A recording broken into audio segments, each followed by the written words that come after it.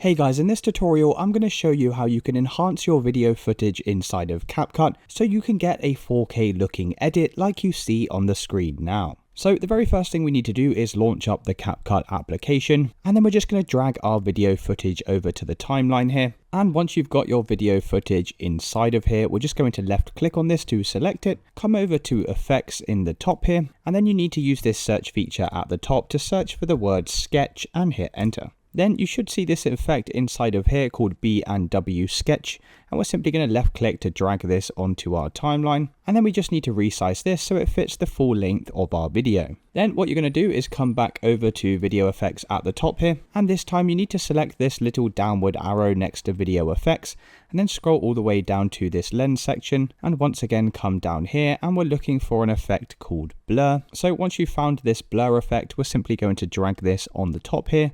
And once again, you'll need to resize this so it fits the full length of the video.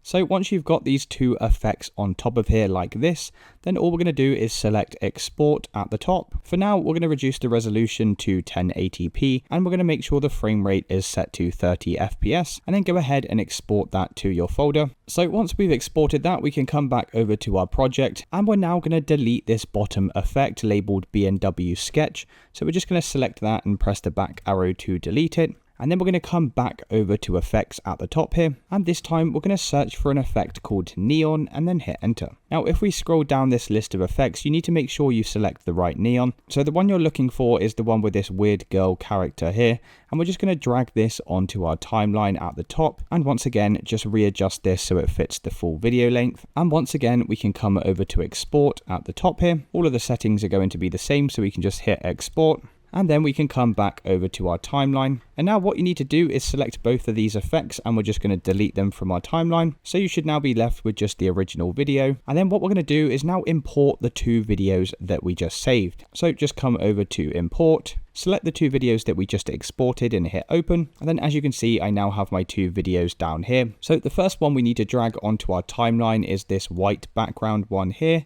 So we're just going to line that up with our original clip, and then go ahead and drag this second one on top of that. And once again, just make sure it lines up with your original clips. Then the next thing you need to do is select this middle clip here, this white one. And then in the top right hand side, we need to come over to the video tab, then scroll all the way down and make sure you have blend checked here. Change the mode from default and come over to color burn. And now you just need to reduce the opacity of this to around about 35. Then once you've done this, we can select the top video clip, make sure blend is selected once again, and we're now going to change the mode to color dodge at the bottom here, and you need to reduce the opacity to around about 70. So once we've done that, the last thing we need to do is select the very bottom, our original clip down here, come over to adjustments in the top. And then we're just going to scroll down here, and the first thing you'll see is exposure. Now this really comes down to personal preference, but I'm going to give you guys some suggestions of what numbers you should be putting in here. So exposure, I'd recommend setting this to the number 3. Contrast, we want to change to number 5. Highlights, we're going to set to number 4.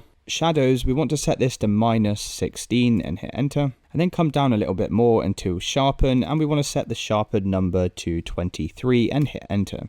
And then now you can see this video footage is looking super 4K. So once you finish with the project, we're simply going to come over to export at the top here. Make sure the resolution now is set to 4K, and make sure the frame rate is set to 30 FPS. And then you can go ahead and press export to export your video footage. And that's it guys. If you did find this video useful, then please consider dropping a like and subscribing. Until next time.